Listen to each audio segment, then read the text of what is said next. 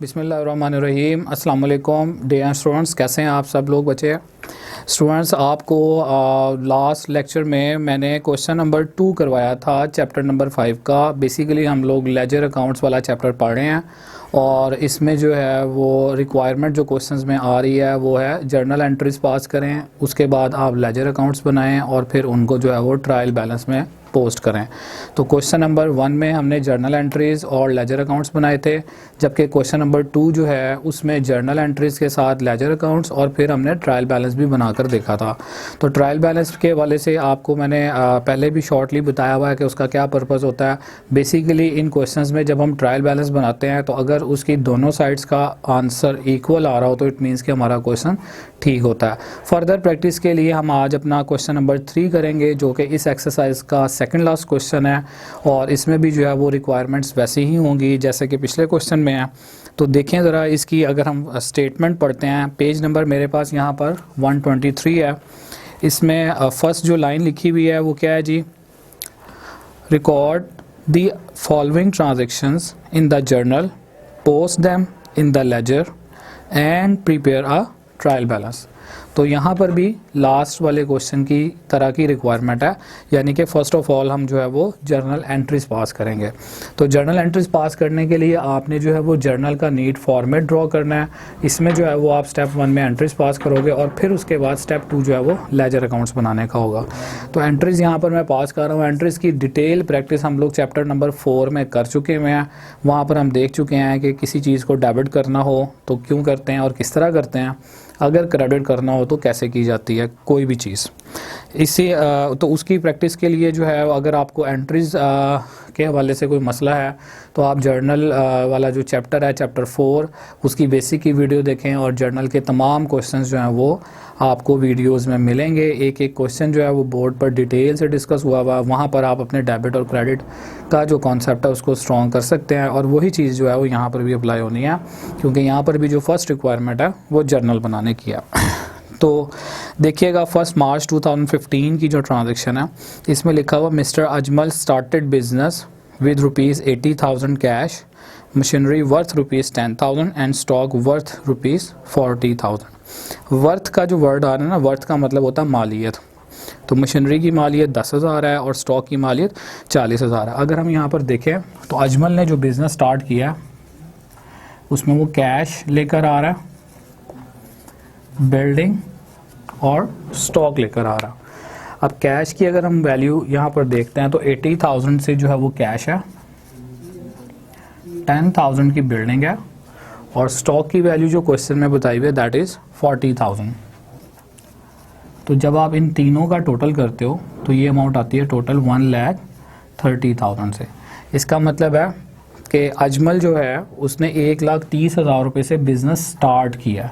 तो it means हम इन पैसों को, ये 1,30,000 रुपये को उसका कैपिटल कहेंगे, क्योंकि ऑनर के जो पैसे, ऑनर के का जो सरमाया कारोबार में लग रहा होता है उसको आप कैपिटल कहते हो। और जब बिज़नेस में ये चीज़ें आती हैं तो इट मीन्स कि कैपिटल इंक्रीज़ हो रहा है। कैपिटल जब भी इंक्रीज़ होता है हमेशा उसको क्रेडिट करते हैं। तो आपने जब यहाँ पर एंट्री पास करनी है तो आपने सबसे पहले डेबिट साइड पर देखना है कैश आपका एसेट है, बिल्डिंग भी एसेट है और स्टॉक के वाले से देखें तो इसको भी हम एसेट डिक्लेयर करेंगे। क्योंकि ये तीनों एसेट्स क्यों हैं? क्योंकि इन तीनों चीज़ों से बिज़नेस को फ्यूचर में बेनिफिट होगा, दैट इज़ वाई ये तीनों एसेट्स हैं। और एसेट का रूल क्या है कि एसेट जब भी इंक्रीज़ होता है बिज़नेस का हमेशा डेबिट करते हैं। तो ये तीनों आइटम्स चूँकि बिज़नेस में आ रही हैं, इंक्रीज़ हो रही है, इसलिए मैंने इन तीनों को जो है वो 1 बाय 1 डेबिट साइड पर लिखना है। तो मैं पहले कैश अकाउंट को लिखूँगा, उसके बाद बिल्डिंग अकाउंट और number 3 one is stock account. ठीक है जी। और कैपिटल अकाउंट को मैंने क्रेडिट कर लेना। कैपिटल अकाउंट क्रेडिट जो होगा वो इन तीनों के टोटल के साथ होगा। तो कैश जो बिजनेस में आया दैट इज़ विद 80,000, तो ये 80,000 से इसकी वैल्यू लिखें। बिल्डिंग की वैल्यू जो है वो 10,000 है एंड स्टॉक जो है वो यहाँ पर 40,000 से है। इन तीनों का जब हम टोटल करते हैं तो वो 1,30,000 रुपया बनता है जो कि ऑनर का सरमाया कहलाएगा। इसको आप कैपिटल अकाउंट में शो करोगे, कैपिटल इंक्रीज हो तो क्रेडिट करते हैं। ये हमारी एंट्री कंप्लीट हुई और इसमें हम जो है वो कंप्लीट करने के बाद एक छोटी सी नरेशन लिख देते हैं। तो यहाँ पर आप नरेशन में क्या लिखेंगे, बिजनेस स्टार्टेड बाय अजमल, ठीक है जी। इसमें ट्रांजैक्शन की अगर आप डेट देखें तो दैट इज़ 1 मार्च 2015।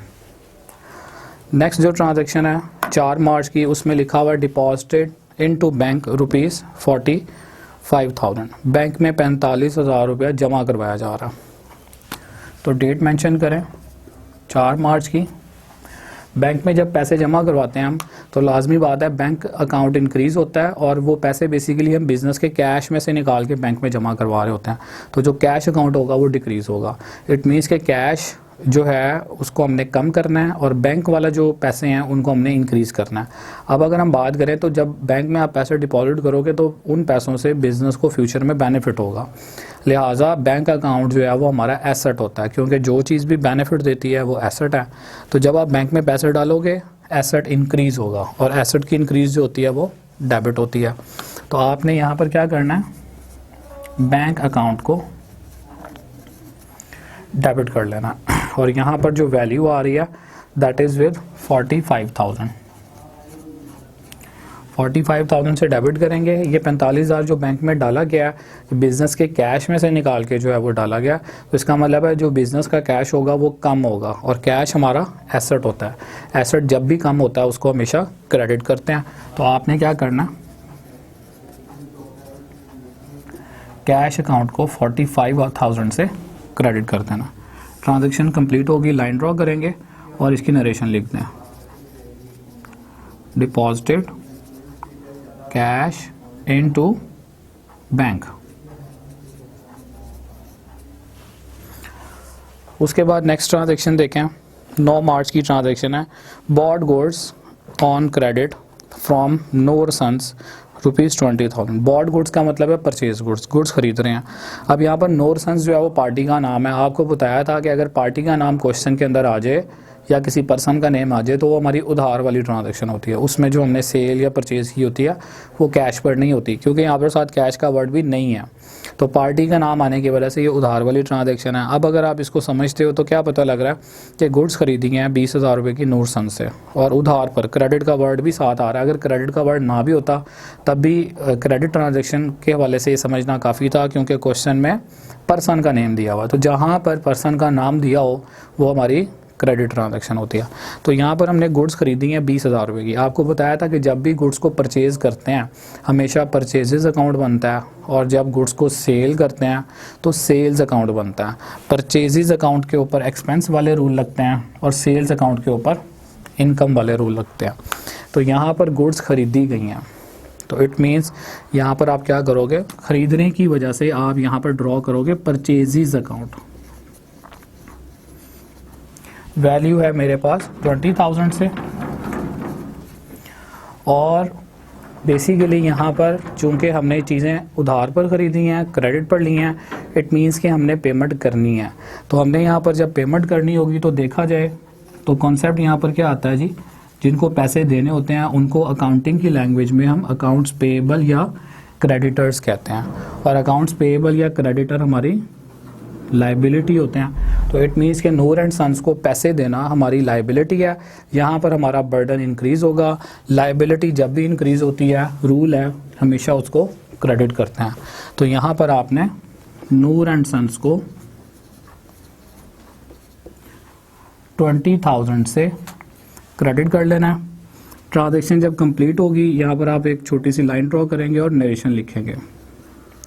नरेशन यहाँ पर क्या बनेगी, परचेज गुड्स ऑन क्रेडिट और डेट ऑफ परचेज जो दी हुई है यहाँ पर क्वेश्चन में वो है 9 मार्च।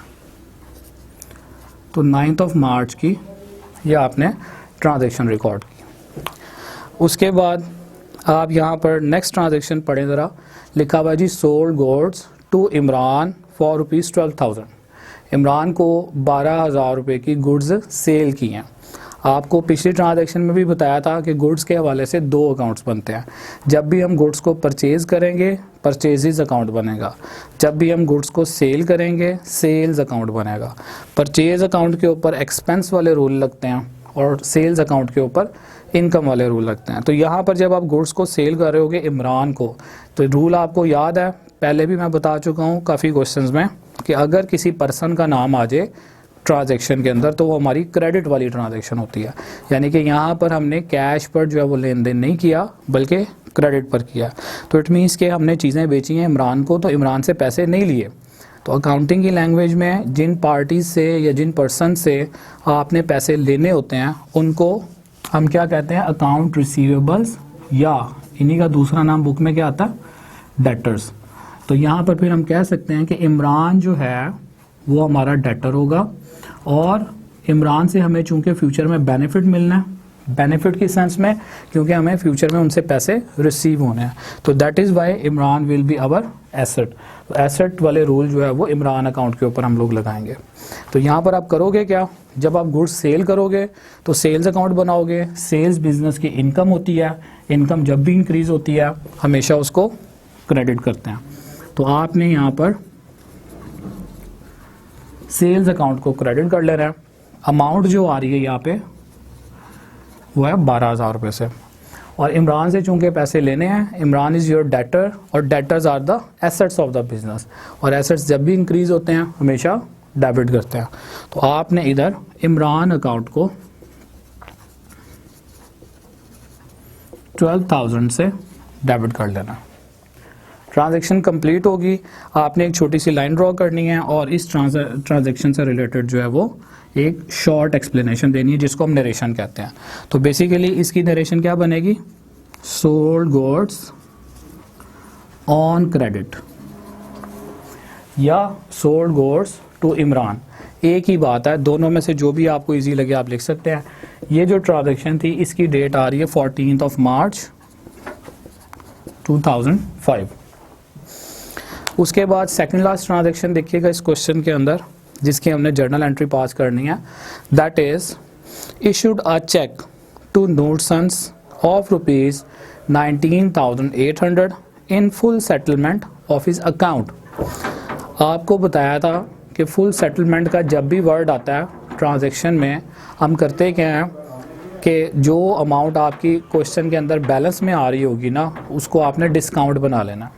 यानी कि फुल सेटलमेंट का मतलब ये है कि जब आप पेमेंट करने लगे हो या रिसीव करने लगे हो तो अब फ्यूचर में आपने उसके साथ फुल सेटलमेंट कर लिया, अब उसके साथ कोई लेना देना नहीं रखना।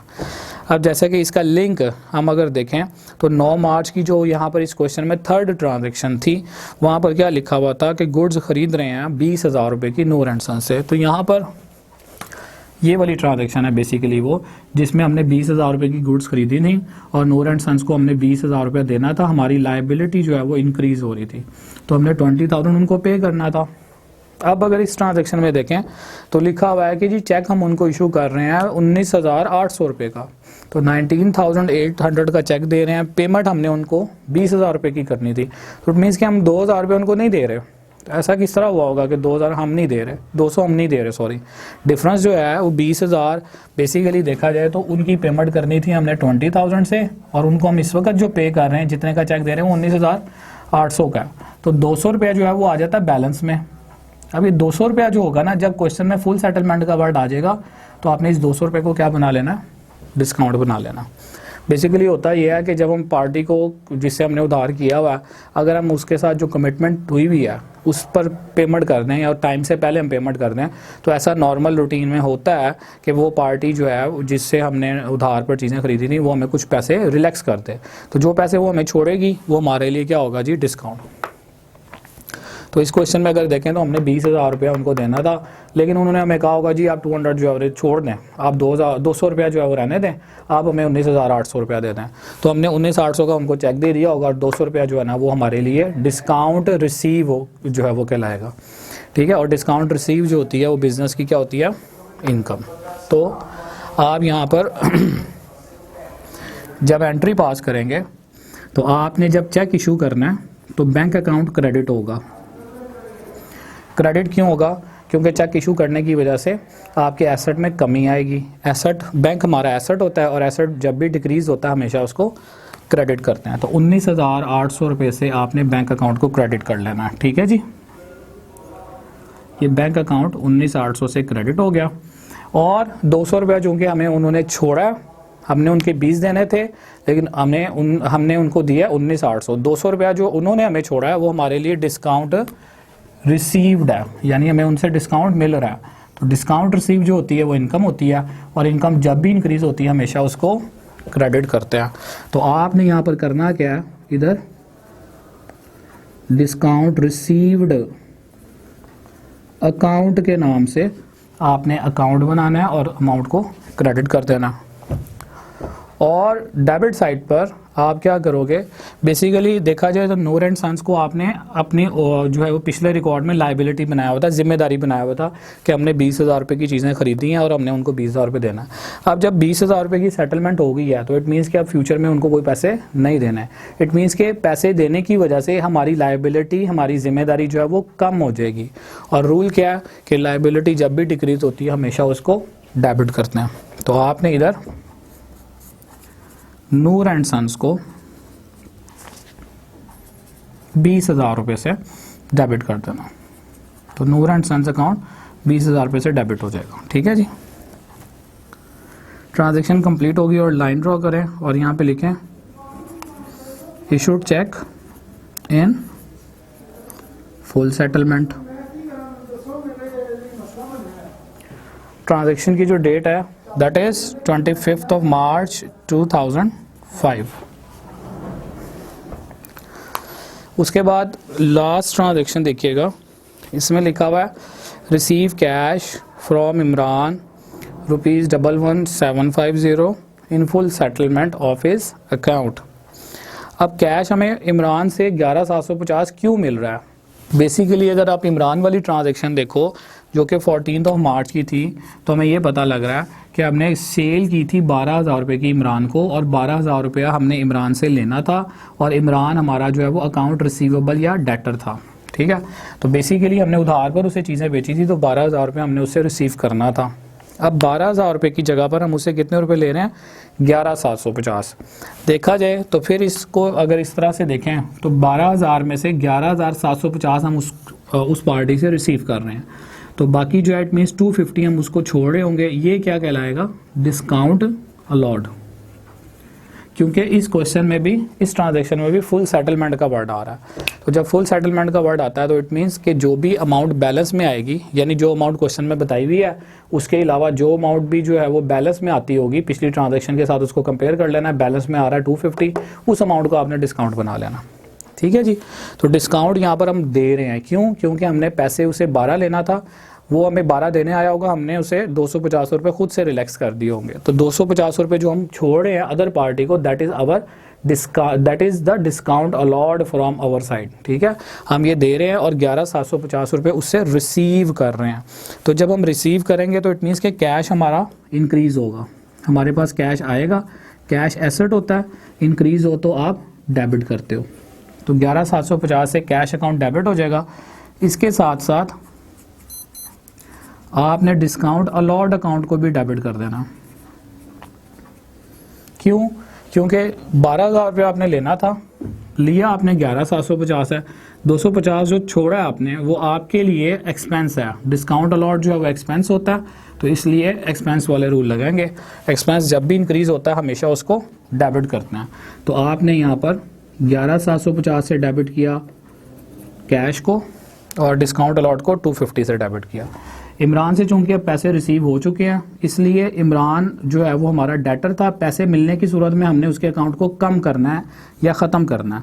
तो अकाउंट रिसीवेबल या डेटर जब भी कम होते हैं, अकाउंट रिसीवेबल या डेटर जब भी कम होते हैं, बेसिकली एसेट्स कम हो रहे होते हैं और एसेट्स जब भी कम होते हैं हमेशा उसको क्रेडिट करते हैं। तो जब इमरान से पैसे मिल जाएंगे तो हमने उसके अकाउंट को ख़त्म करने के लिए क्रेडिट कर देना है। ये हमारी एंट्री पास होगी, ट्रांजेक्शन कंप्लीट होगी और नरेशन लिखेंगे receive cash in full settlement और डेट जो आ रही होगी वो है जी 30 मार्च 2005 से। तो यहाँ पर स्टूडेंट्स हमने क्वेश्चन के अंदर स्टेप 1 कंप्लीट किया जो कि जर्नल एंट्रीज का था। अब अगला जो स्टेप है वो लेजर अकाउंट बनाने का होगा। लेजर अकाउंट में मैंने आपको नीट फॉर्मेट बता दिया था इस चैप्टर के स्टार्टिंग में कि नीट फॉर्मेट आपने कैसे ड्रॉ करना है।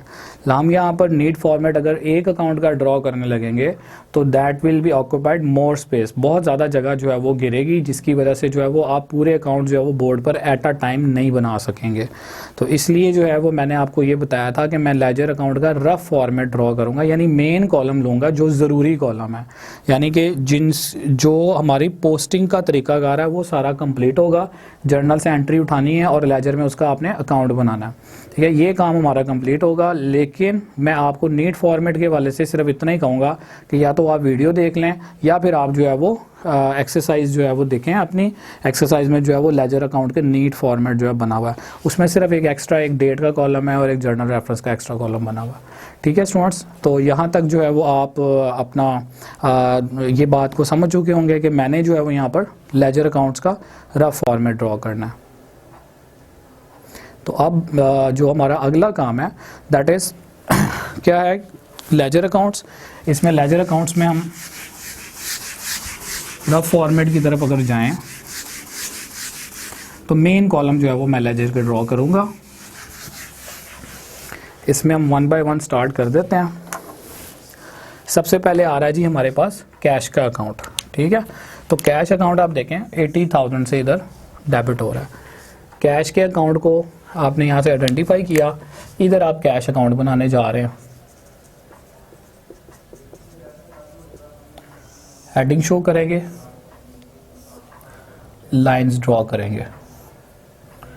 थोड़ी सी बड़ी लाइंस मैं ड्रॉ कर लेता हूँ ताकि आपको इजीली नज़र आए, ठीक है जी। हर अकाउंट की लेफ्ट साइड डेबिट होती है और राइट साइड क्रेडिट होती है।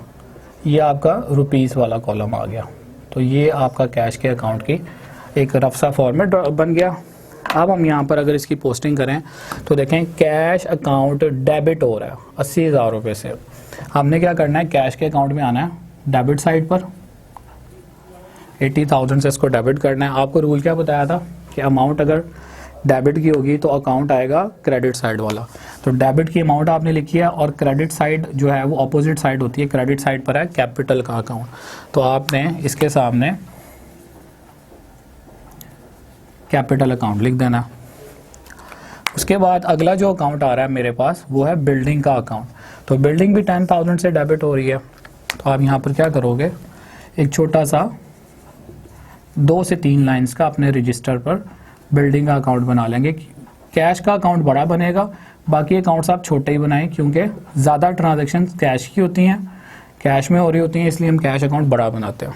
तो बिल्डिंग को अगर आप देखें तो बिल्डिंग 10,000 से डेबिट है। आपने क्या करना है, अगर यहाँ एंट्री में डेबिट है तो अकाउंट में भी वो डेबिट साइड पर आएगी। 10,000 से डेबिट करेंगे, अमाउंट अगर डेबिट की होगी तो अकाउंट आएगा क्रेडिट साइड वाला। तो क्रेडिट साइड पे आपका है कैपिटल अकाउंट। तो आपने यहाँ पर क्या करना है, इसके सामने भी कैपिटल अकाउंट ही लिखना। तीसरा अकाउंट जो है वो आपका आ रहा है स्टॉक का अकाउंट। तो आप यहाँ पर क्या करेंगे, स्टॉक के वाले से अब एक बात मैं बता दूं, हम यहाँ पर स्टॉक का वर्ड भी ठीक है और यहाँ पर परचेजेस का वर्ड भी ठीक है, दोनों जो है वो अप्रोचेस चलती हैं। तो अब चूंकि आगे हमने जो भी चीज़ें ख़रीदनी हैं वो बेसिकली पार्ट ऑफ स्टॉक होनी है, तो आप चाहे यहाँ पर स्टॉक का अकाउंट बना दें या परचेजेस का अकाउंट बना दें। तो पहले चूंकि मैं परचेजेस का अकाउंट बनाता हुआ आ रहा हूँ, इसलिए मैं यहाँ पर स्टॉक की जगह पर भी, आप एंट्री में भी अगर लिखना चाहें स्टॉक की जगह पर परचेजेस, तो आप परचेजेस लिख सकते हैं। तो इधर जो है वो मैं थर्ड अकाउंट जो बनाऊंगा दैट इज़ जो चीज़ें हम ख़रीदते हैं वो बाद में हमारा स्टॉक ही कहलाती हैं। तो परचेजेस अकाउंट जो है वो मैंने यहाँ पे ड्रॉ किया। इसमें अगर देखा जाए तो परचेजेस का अकाउंट जो है वो डेबिट हो रहा है, यानी स्टॉक का अकाउंट डेबिट हो रहा है कितने से, 40,000 से। तो आप बेटर यही है कि परचेजेस अकाउंट, यहाँ पर भी अगर आपने परचेजेस लिखनी है परचेजेस लिख लें, कोई फ़र्क नहीं पड़ता। तो आप यहाँ पर 40,000 से इसको डेबिट करेंगे, अकाउंट की डेबिट और क्रेडिट साइड डिफाइन कर दें। अमाउंट अगर डेबिट किया है तो अकाउंट जो है वो क्रेडिट वाला आना है। तो क्रेडिट साइड पर जो है मेरे पास कैपिटल का अकाउंट है, तो इसलिए मैंने यहाँ पर इसके सामने भी कैपिटल अकाउंट। तो तीनों के सामने हमने जो है वो कैपिटल क्यों लिखा, क्योंकि डेबिट की अमाउंट्स लिख रहे थे, तो डेफिनेट बात है फिर अकाउंट जो है वो क्रेडिट साइड वाला ही आना था। तो अमाउंट अगर डेबिट की होगी अकाउंट क्रेडिट का होगा, अमाउंट अगर क्रेडिट की होगी अकाउंट डेबिट साइड वाला लिखा जाएगा सामने। ये रूल बस याद रखें। अगला अकाउंट जो इसी एंट्री के अंदर आ रहा है वो आ रहा है जी कैपिटल का अकाउंट, ठीक है। तो आप यहाँ पर ड्रॉ करेंगे,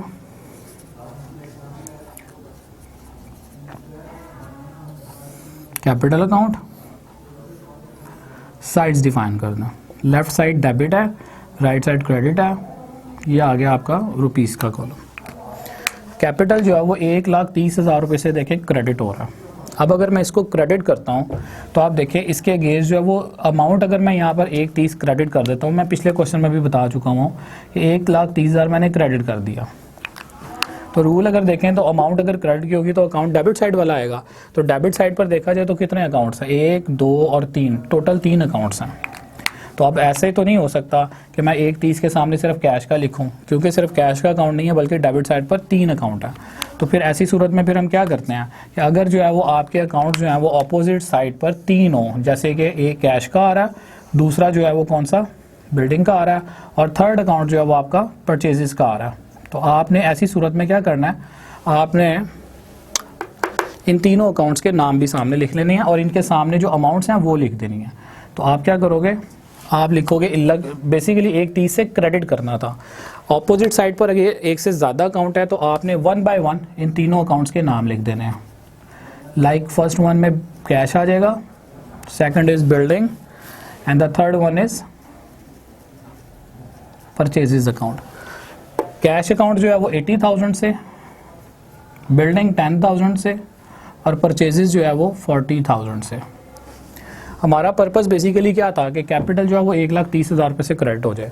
तो अगर आप इन तीनों का टोटल करते हो तो वो 1,30,000 ही आता, ठीक है, और क्रेडिट साइड पर ही आ रहा है। तो बेसिकली पोस्टिंग का मकसद भी पूरा हो गया कि क्रेडिट साइड पर 1,30,000 रिकॉर्ड होना चाहिए और उसके अकॉर्डिंगली उसके अपोजिट अकाउंट भी आ गए, तो अकाउंट्स भी आ रहे हैं। उसके बाद नेक्स्ट अकाउंट आप नेक्स्ट एंट्री की तरफ मूव करोगे। नेक्स्ट एंट्री में जो है वो आपका पहले आ रहा है बैंक अकाउंट। बैंक अकाउंट आपका डेबिट हो रहा है, तो आपने चूंकि पहले बैंक अकाउंट नहीं बनाया हुआ लिहाजा यहाँ पर बैंक का अकाउंट ड्रॉ करेंगे।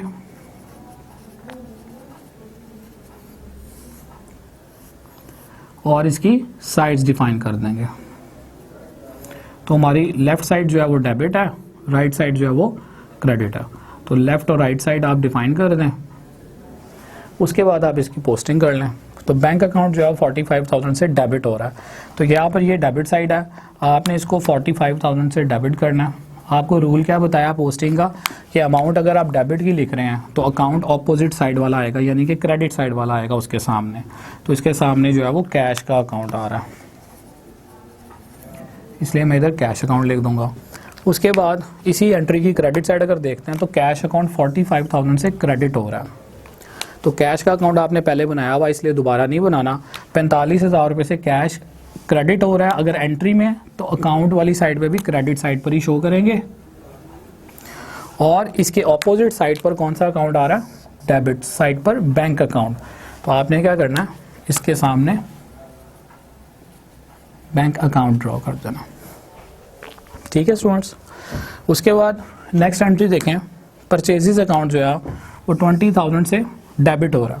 तो परचेजेस का अकाउंट आपने पहले से बनाया हुआ है। आप क्या करोगे, परचेजेस को 20,000, अगर एंट्री में डेबिट हो रहा है तो ये परचेजेस का अकाउंट पहले से बना हुआ है, अकाउंट में भी इसको 20,000 रुपये से डेबिट करेंगे। और इसके अगेंस्ट कौन सा अकाउंट आ रहा है, क्रेडिट साइड पर नूर एंड सन्स का। तो आपने क्या करना है, यहाँ पे नूर एंड सन्स का नाम शो कर देना। नेक्स्ट देखें जी, नूर एंड सन्स अकाउंट 20,000 से यहाँ पे क्रेडिट हो रहा है। तो आप क्या करोगे, नूर एंड सन्स का अकाउंट पहले नहीं बनाया हुआ, तो इधर जो है वो आप जगह छोड़कर नूर एंड सन्स का अकाउंट ड्रॉ कर लें। यहाँ पर हमने ये अकाउंट ड्रॉ किया और उसके बाद आपने नेक्स्ट स्टेप में इसकी पोस्टिंग कर दें। तो देखिएगा, नूर एंड सन्स अगर एंट्री में क्रेडिट साइड पर है तो वहाँ पर अकाउंट में भी ये क्रेडिट साइड पर शो होगा। तो 20,000 से हमने इसको क्रेडिट साइड पे लिखा। अमाउंट अगर क्रेडिट की होगी तो रूल क्या बताया था, पोस्टिंग का कि अकाउंट आप डेबिट साइड वाला लिखेंगे। तो यहाँ पर 20,000 के सामने चूंकि परचेजेस अकाउंट है, इसलिए इसके सामने आप यहाँ पर परचेजेस अकाउंट को शो करेंगे। उसके बाद आ जाए नेक्स्ट एंट्री पर। नेक्स्ट एंट्री में जो है वो देखें, इमरान अकाउंट 12,000 से डेबिट हो रहा है। तो इमरान का अकाउंट हमने पहले ड्रॉ नहीं किया हुआ, तो दैट्स वाई हम यहाँ पर इमरान का एक छोटा सा अकाउंट ड्रॉ करेंगे और इसकी साइड्स डिफाइन कर देंगे। तो किसी भी अकाउंट की लेफ्ट साइड डेबिट होती है और राइट साइड जो है वो क्रेडिट होती है। इधर ये अमाउंट का कॉलम आ गया।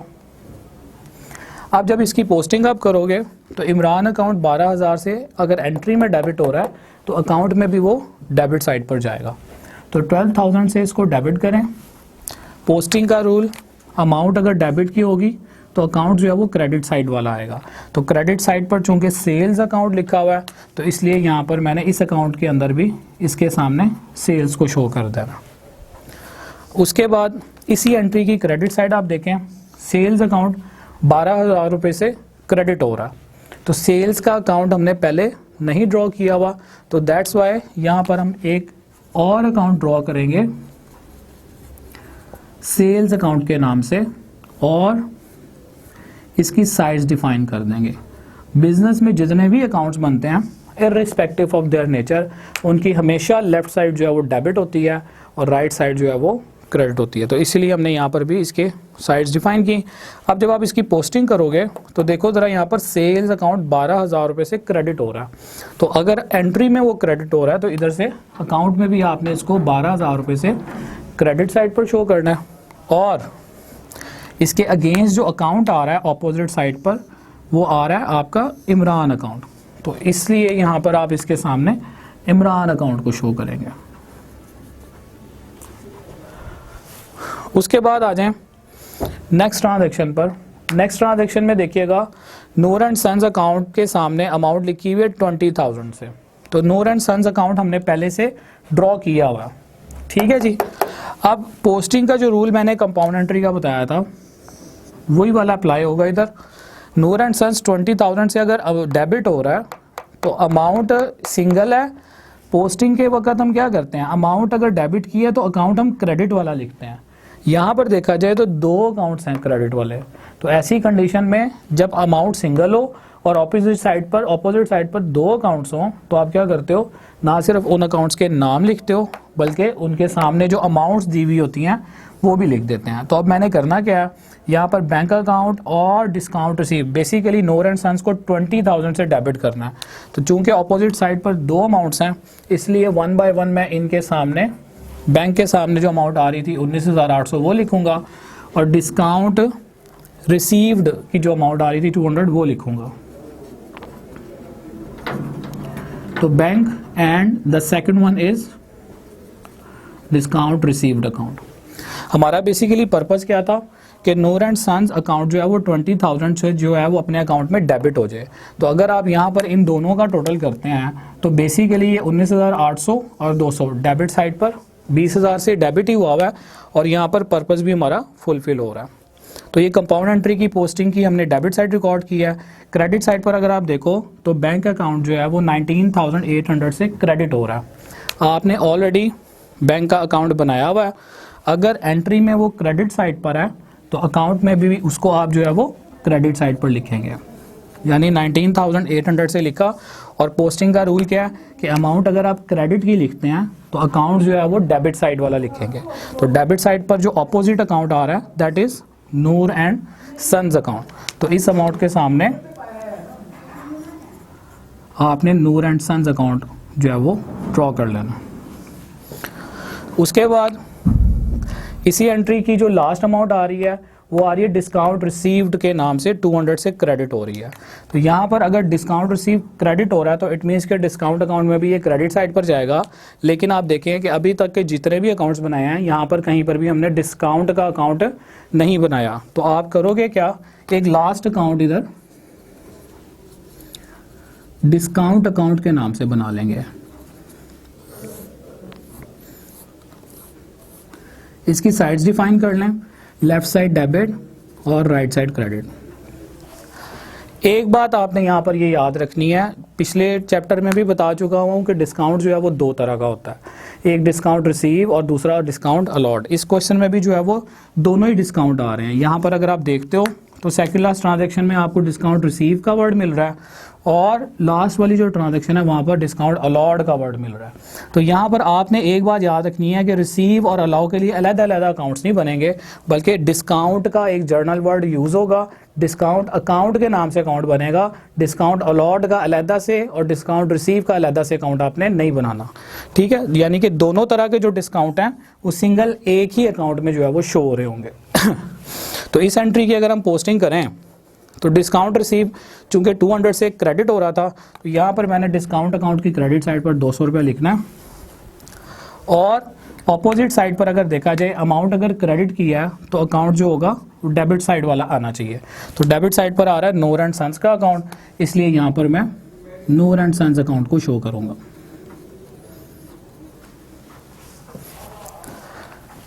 उसके बाद आ जाए लास्ट वाली जो ट्रांजैक्शन है, इसमें कैश अकाउंट 11,750 रुपये से डेबिट हो रहा है।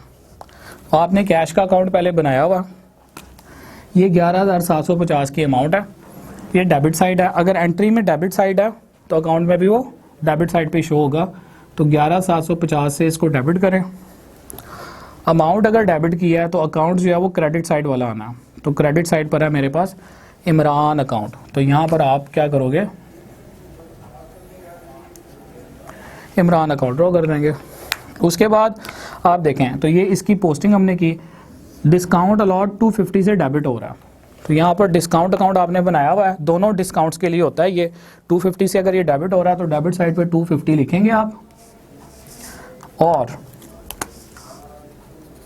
अमाउंट अगर आपने डेबिट की लिखी है तो अकाउंट आना चाहिए क्रेडिट साइड वाला। तो क्रेडिट साइड पर है इमरान अकाउंट, इसको इधर शो कर दें। उसके बाद आप देखें इमरान का अकाउंट जो है वो 12,000 से क्रेडिट हो रहा है। तो आपने इमरान का अकाउंट पहले से ड्रॉ किया हुआ है, ये भी कंपाउंड एंट्री है, इसकी भी पोस्टिंग वैसे ही करेंगे। तो इमरान अकाउंट अगर 12,000 रुपये से क्रेडिट हो रहा है, इसके अगेंस्ट जो है वो दो अकाउंट्स आपको मिल रहे हैं। इनमें एक आपको कैश का अकाउंट मिल रहा है और दूसरा जो है वो डिस्काउंट अलॉट का अकाउंट मिल रहा है। तो आपने क्या करना है, जब कंपाउंड एंट्री की हम पोस्टिंग करते हैं तो अमाउंट अगर सिंगल हो और ऑपोजिट उसके दो अकाउंट्स हों तो हम ऐसी सूरत में ना सिर्फ उन अकाउंट्स के नाम लिखते हैं बल्कि उनकी अमाउंट्स भी लिखते हैं। तो 11,750 के सामने आ रहा है आपका कैश अकाउंट और 250 के सामने आ रहा है आपका डिस्काउंट अलॉट अकाउंट। तो ये दोनों अकाउंट्स आपने शो किए। हमारा बेसिकली पर्पस क्या था कि इमरान जो है उसकी वैल्यू अपने अकाउंट में 12,000 रुपये से क्रेडिट हो जाए। तो जब हम इन दोनों वैल्यूज़ का टोटल करते हैं तो ये 12,000 से अमाउंट क्रेडिट ही हो रही है, लेकिन चूंकि कंपाउंड एंट्री थी इसीलिए हमें फिर अपोजिट साइड के दोनों अकाउंट्स भी लिखने पड़े और उनकी अमाउंट्स भी लिखनी पड़ी। तो स्टूडेंट्स यहाँ तक का जो हमारा काम है वो था पोस्टिंग वाला स्टेज मरला, ठीक है। बेसिकली हमने स्टेप 1 में क्या किया था, स्टेप 1 में हमने जर्नल एंट्रीज पास की थी जिनको अगर हम डेफिनेशन के पॉइंट ऑफ व्यू से देखें तो उसको कहते हैं जर्नलाइजिंग, और स्टेप 2 जो था उसको कहा जाता है पोस्टिंग। पोस्टिंग का मतलब पहले भी बता चुका हूँ, जब आप एंट्रीज को अकाउंट्स में उठाकर लिखते हैं, ठीक है, तो वो प्रोसेस जिसमें हम एंट्रीज को कन्वर्ट करते हैं अकाउंट्स में, उस प्रोसेस को आप पोस्टिंग कहते हो। अब पोस्टिंग जब हो जाएगी तो उसके बाद इससे अगला स्टेप आएगा जी बैलेंसिंग का। बैलेंसिंग का मतलब क्या कि आपके सामने सारे के सारे ओपन अकाउंट्स हैं, कहीं पे भी किसी भी अकाउंट का टोटल नहीं किया हुआ। तो आपने जब इन अकाउंट्स का 1 बाय 1 टोटल करना है ना, तो वो आपका जो स्टेप होगा दैट इज कॉल्ड बैलेंसिंग। तो आ जाइए अब जरा बैलेंसिंग स्टार्ट करते हैं। हम आ जाते हैं कैश अकाउंट की तरफ। कैश अकाउंट्स की देखें, आपकी दो साइड्स हैं। कैश का कोई भी सवाल हो, पेपर में अनसीन क्वेश्चन भी आए, हमेशा कैश अकाउंट की डेबिट साइड बड़ी आएगी, ठीक है। तो आपने जो है वो इसकी डेबिट साइड का टोटल कर लेना है। मेरे पास जो वैल्यू आ रही है दैट इज 80,000 प्लस इसको अगर थोड़ा सा 80,000 प्लस 11750, तो ये अमाउंट आ रही है डेबिट साइड पर 91,750 से, जबकि क्रेडिट साइड पर 45,000 लिखा हुआ। आपको बताया था डबल एंट्री सिस्टम में हम क्या करते हैं, दोनों साइड्स को आपस में बराबर करते हैं। अगर बराबर नहीं आ रही तो हमने अपनी तरफ से बराबर करके लिखना है ताकि डबल एंट्री सिस्टम की रिक्वायरमेंट पूरी हो सके। तो 91750 इधर भी लिखेंगे। अब क्या करना है आपने, यहाँ पर तो अमाउंट इसका टोटल 91750 नहीं है, तो आप क्या करोगे, इसमें से इस अमाउंट को माइनस करके जो भी बैलेंस आएगा वो बेसिकली वो अमाउंट होगी जिसकी वजह से ये दोनों आपस में बराबर आते हैं। तो आपने कैलकुलेटर पर यहीं से ही 91,750 में से माइनस कर लेना है 45,000 रुपये को। तो मेरे पास जो बैलेंस आ रहा है दैट इज 46750। तो इसको मैं यहां पर लिख दूंगा।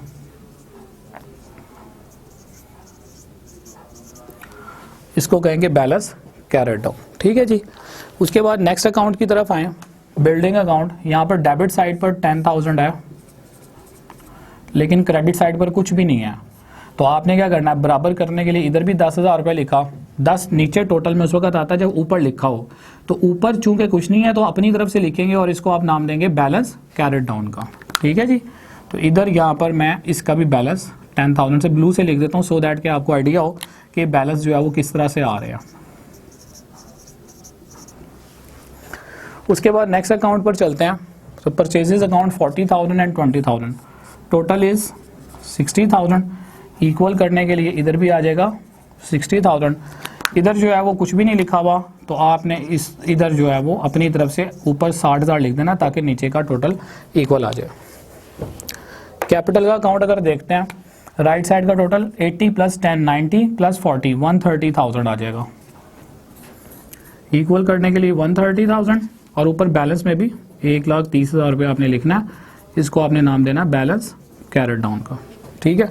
इसको फिर मैं ब्लू से लिख देता हूँ सो दैट कि आगे जब हम लेजर में पोस्टिंग कर रहे होंगे तो आपको अंदाज़ा हो कि आपका बैलेंस जो है वो किस तरह से उठाया जा रहा है। उसके बाद बैंक का अकाउंट है। बैंक अकाउंट का टोटल करें 45,000, इक्वल करें 45,000 और इसका जो बैलेंस है उसके लिए हम कैलकुलेटर यूज़ कर लेते हैं कि बैलेंस कितना आ रहा है। तो बैलेंस कैरी डाउन 45,000 में से आपने क्या करना है, 19,800 को माइनस करना है। तो 45,000 माइनस 19,800 दैट इज 25,200। ये मेरे पास बैंक का बैलेंस आ गया। उसके बाद अगर हम डिस्काउंट की बात करें तो डिस्काउंट का जो है टोटल आ रहा है 250 से। इक्वल करने के लिए इधर भी आपने 250 लिख देना है, लेकिन आपको पता है क्रेडिट साइड जो है वो 50 रुपये से कम है, तो जितने से ये साइड कम है 250 में से 200 माइनस करेंगे तो बैलेंस आएगा 50 रुपीज़। ये जो 50 रुपीज़ है that is your balance carry down. ये बैलेंस चूंकि आपने अपनी तरफ से लिखना उठाकर, इसलिए आप इसको बैलेंस कैरी डाउन कहेंगे। उसके बाद नेक्स्ट अकाउंट पर आ जाए। Next is your Noor and sons account. Debit side का टोटल करें तो 19,800 और 200 ये आता है 20,000, और क्रेडिट साइड का टोटल करेंगे तो इधर भी 20,000 रुपया पूरा आ रहा है। तो दोनों साइड्स आपस में बराबर आ रही हैं, इसका मतलब है इसका कोई बैलेंस नहीं आएगा। उसके बाद अगर आप देखें इमरान अकाउंट का टोटल, तो आपकी जो डेबिट साइड है ये आ रही है 12,000 रुपये से, और क्रेडिट साइड पर अगर देखें तो 11,750 और 250, ये भी 12,000 पूरा हो जाता। और उसके बाद लास्ट में जो आ रहा है आपका सेल्स अकाउंट। सेल्स अकाउंट 12,000 रुपये से, इधर कुछ भी नहीं है, इक्वल करने के लिए 12,000 शो करेंगे और ऊपर जो अमाउंट आप अपनी तरफ से लिखेंगे ताकि टोटल जो है उसका 12 नजर आए। तो ये जो अमाउंट आपने अपनी तरफ से लिखी है that is your balance carry down. तो इसको फिर मैं ब्लू से लिख देता हूँ सो दैट कि आपको अंदाज़ा हो कि ये ट्रायल बैलेंस में किस तरह से शिफ्ट होगा। ठीक है जी। तो ये जो स्टेज थी इसको हमने नाम दिया था किस चीज़ का, बेसिकली ये हमारा पोस्ट बैलेंसिंग वाला काम था। उससे जो अगला स्टेप है उसमें हम क्या करेंगे, ट्रायल बैलेंस ड्रॉ कर देंगे। तो ट्रायल बैलेंस का जो फॉर्मेट है वो आपको लास्ट टाइम बता चुका हूँ। आपने करना क्या, बेसिकली नंबर 3 पर ट्रायल बैलेंस जब ड्रॉ करना है तो पर हेडिंग दें, उसके बाद आप यहाँ पर सीरियल नंबर में अकाउंट्स के नंबर लिख देंगे। Number 2 is account name, number 3 is account number, फिर debit and the last one is credit. Lines draw कर दें। ये मैं स्केल से लाइंस ड्रॉ कर देता हूँ ताकि थोड़ा सा नीट वर्क हो।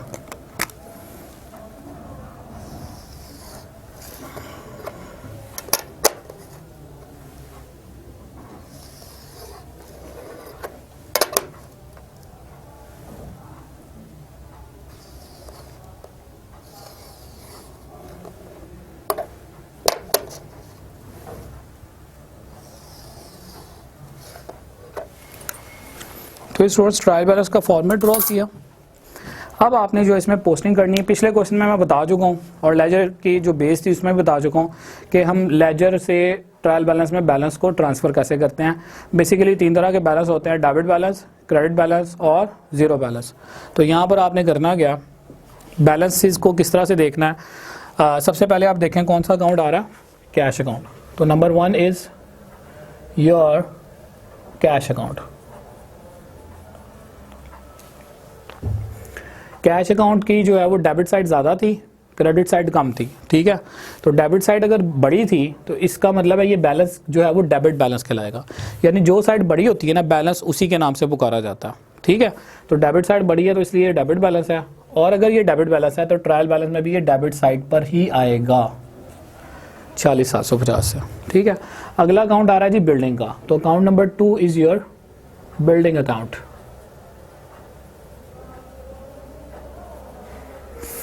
बिल्डिंग अकाउंट में जो है वो 10,000 रुपये से अमाउंट जो है वो डेबिट, ये बैलेंस बेसिकली डेबिट बैलेंस होगा इसका भी।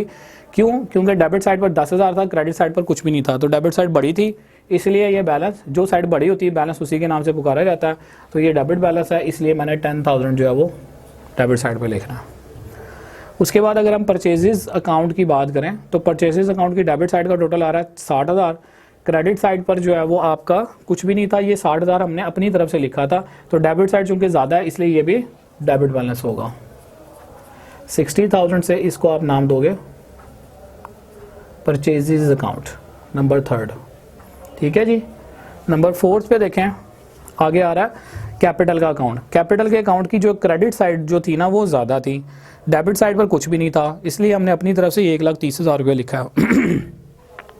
तो चूंकि क्रेडिट साइड ज़्यादा थी इसलिए जो साइड बड़ी होगी, यहाँ पर इस अकाउंट में क्रेडिट साइड बड़ी है इसलिए क्रेडिट बैलेंस कहलाएगा। और मैंने करना क्या है, यहाँ पर जब कैपिटल का अकाउंट लिखना है तो इसकी अमाउंट को क्रेडिट साइड पे लिखना है, बिकॉज ये क्रेडिट बैलेंस है। Account number 4। नंबर 5 पर देखें, बैंक का अकाउंट है, डेबिट साइड पर 45 था, क्रेडिट साइड पर 19,800 था। तो डेबिट साइड इसका मतलब है बड़ी थी, इसलिए ये जो बैलेंस होगा ये भी डेबिट बैलेंस ही कहलाएगा, ठीक है। तो 25,200 जो इस साइड को पूरा करने के लिए हमने लिखा था ये डेबिट बैलेंस है, तो आपने यहाँ पर इसको भी यहाँ पर भी डेबिट साइड पर लिखना है। तो बैंक अकाउंट को आप 25,200 से डेबिट साइड पर लिखेंगे। उसके बाद नंबर 6 पर आ रहा था मेरे पास डिस्काउंट का अकाउंट। तो इधर number 6 is your discount account. 50 रुपये दिया हुआ है। अब देखा जाए तो डेबिट साइड 250 रुपये से थी, क्रेडिट साइड पर 200 रुपया लिखा हुआ था। तो चूंकि डेबिट साइड बड़ी है इसलिए ये बैलेंस डेबिट बैलेंस होगा और यहाँ पर भी डेबिट साइड पर आएगा। नंबर 7 की अगर हम बात करें, नूर एंड सन्स,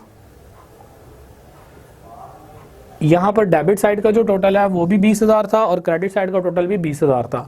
तो बेसिकली इस अकाउंट का कोई बैलेंस नहीं आया, इसलिए हमने इसके सामने कुछ भी नहीं लिखना, क्योंकि इसको हम क्या कहते हैं, बेसिकली ये ज़ीरो बैलेंस है। उसके बाद नेक्स्ट अकाउंट अगर आप देखें तो इमरान अकाउंट आ रहा है। इमरान अकाउंट की डेबिट साइड पर इसके अगेंस्ट सेल लिखी हुई थी 12,000 और क्रेडिट साइड पर का भी टोटल अगर देखें तो 12,000 आ रहा है। इट मीन्स कि इमरान का अकाउंट भी चूंकि फुल सेटल हो गया था, तो आपने जो है वो इसके सामने भी कुछ नहीं लिखना, डैशेस शो कर देनी है। डैशेस क्यों शो करेंगे, क्योंकि दोनों साइड्स बराबर हैं, ज़ीरो बैलेंस है, ठीक है जी। तो अगर डेबिट होता तो डेबिट साइड पे लिखते, क्रेडिट बैलेंस आता तो क्रेडिट, दोनों साइड्स इन दोनों अकाउंट्स की बराबर थी इसलिए कुछ नहीं लिखा। और लास्ट में आप देखें सेल्स का अकाउंट है। तो number 9 is your sales account.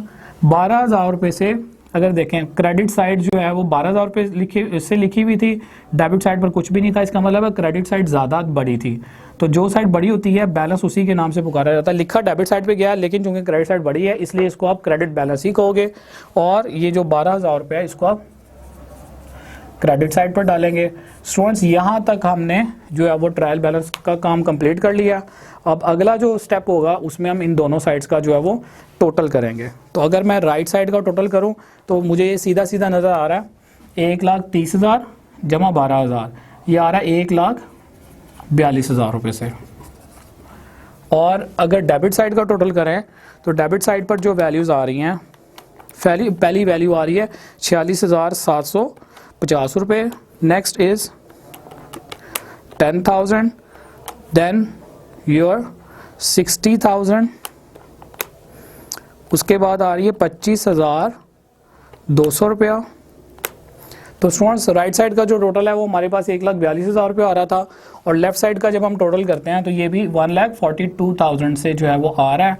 इसका मतलब है कि अगर डेबिट और क्रेडिट साइड हमारी ट्रायल बैलेंस की बराबर हैं तो इट मीन्स के दोनों जो है वो साइड्स अगर इक्वल हैं तो इट मीन्स के पीछे का जो हमारा काम है यानी लेजर की जो अकाउंट्स बनाने का वाला जो मरहला है, जो पोस्टिंग वाला मरहला है वो भी ठीक है, और उससे बैक एंड पर जो हमने जर्नल एंट्रीज पास की हैं वो भी ठीक हैं। तो ये स्टूडेंट्स हमारा था क्वेश्चन नंबर 3 इसका, इस एक्सरसाइज का, और इसकी जो है वो मैं आपको कहूँगा लाजमी प्रैक्टिस करें ताकि जो है वो आपकी भी ग्रिप हो, और इसके साथ साथ जो है वो इसमें जो है वो कंपाउंड एंट्री की जो पोस्टिंग है वो किस तरह करते हैं उसको लाजमी सीखें, लाजमी उसकी प्रैक्टिस करें, ताकि आगे वाले चैप्टर्स में जाकर जहाँ पर अगर कोई कंपाउंड एंट्री पास हो रही है तो आपको उसकी पोस्टिंग करने में मसला ना हो। ठीक है जी, तो आज जो है वो हमने क्वेश्चन 3 डिस्कस किया। इंशाल्लाह नेक्स्ट वीडियो में मैं क्वेश्चन नंबर 4 डिस्कस करूँगा। तब तक के लिए इजाज़त दीजिएगा।